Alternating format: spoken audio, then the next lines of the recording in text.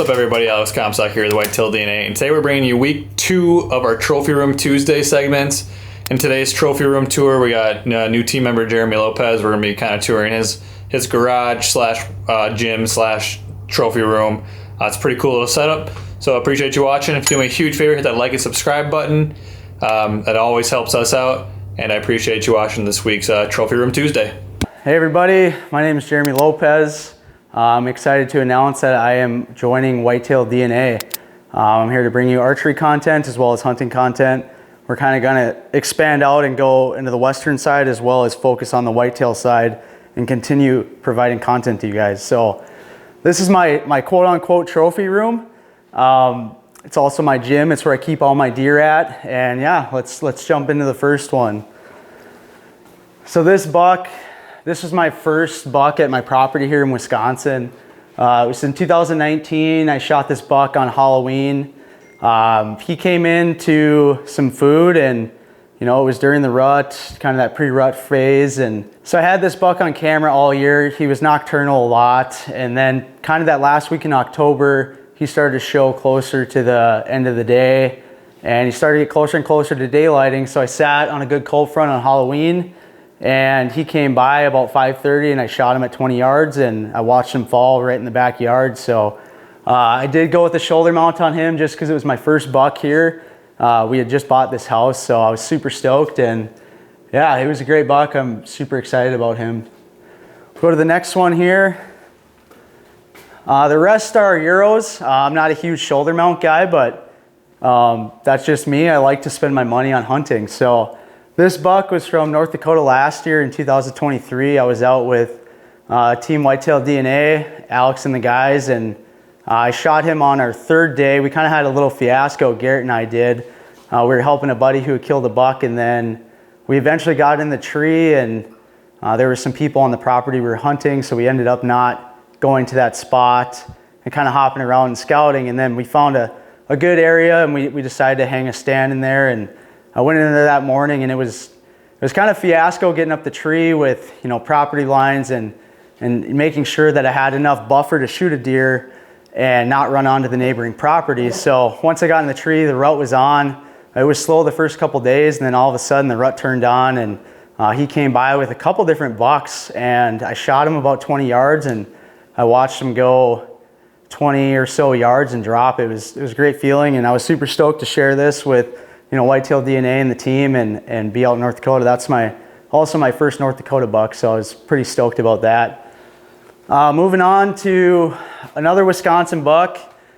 This buck came from last year in 2023 at my property.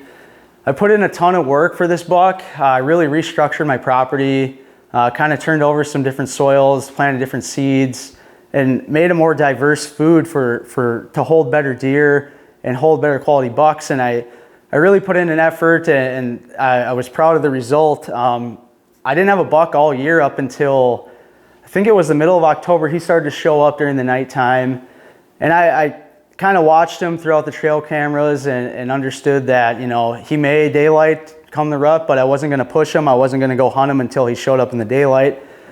And as the end of October came, it just got closer and closer to daylighting. And October 30th, he was in my food plot with 10 minutes left of light. We had an awesome cold front that year, and I jumped in the stand. The first time all year I hunted on my property, and he showed up about 5 o'clock-ish, and I shot him about 25 yards.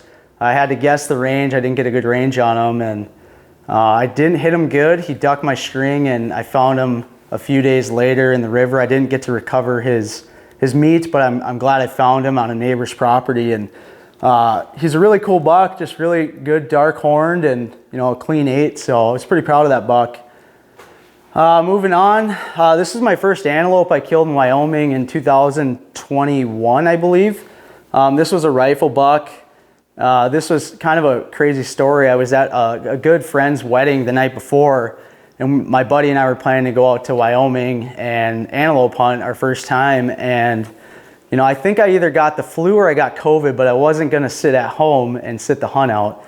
So I drug my butt all the way to Wyoming, and I think within the first 3 hours I had him killed. My buddy and I split off. He went after another buck. I went after this buck. I trailed him for about a mile, he just kept getting in front of me, and finally he stopped with a bunch of does, and I crawled in and shot him about 275 yards, and he dropped in his tracks.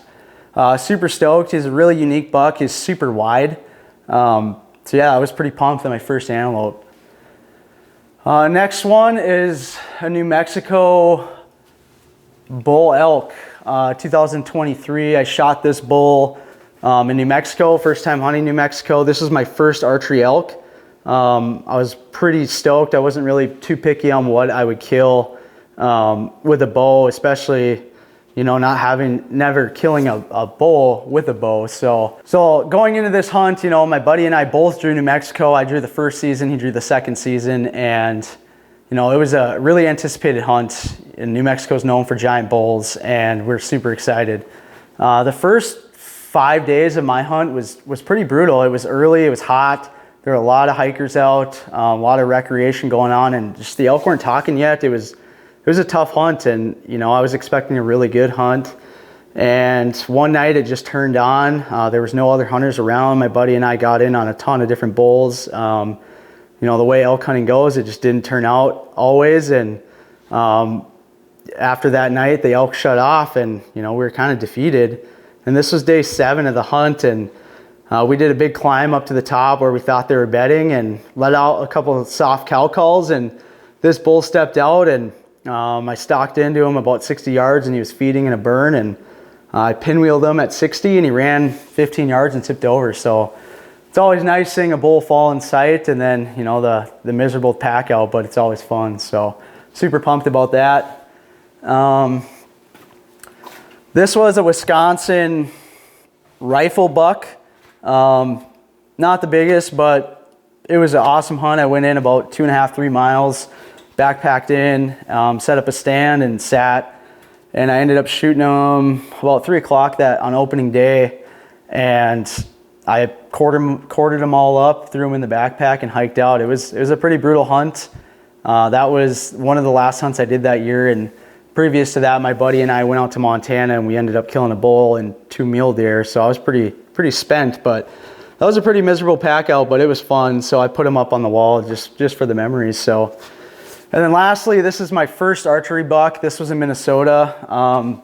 This was, you know, a hunt that I had no idea what I was doing. I just kind of got into archery and went out and threw up a trail camera, and I saw him walking around, and it was actually my first sit. He came by, and I hit him about 27 yards and killed him. So back then, I just thought it was cool to cut off the antlers, so that's what I did. And then I threw him up on the wall on a cool little plaque that, I forget who makes that, but it's relatively cheap, and it looks cool. So yeah, that's about it. That's kind of the overview of my trophy room and gym. So I put these on the wall to remind me when I'm out here training for the next season and making sure that I'm putting in work, and, you know, they kind of remind me of all the hard work that's gone in over the years. And yeah, so like I said, this is my gym, my trophy room, and yeah, I'm looking forward to being a part of Whitetail DNA. I'm looking forward to bringing a lot more archery content as well as hunting content to the team and to you guys as well. So yeah, I'm looking forward to it.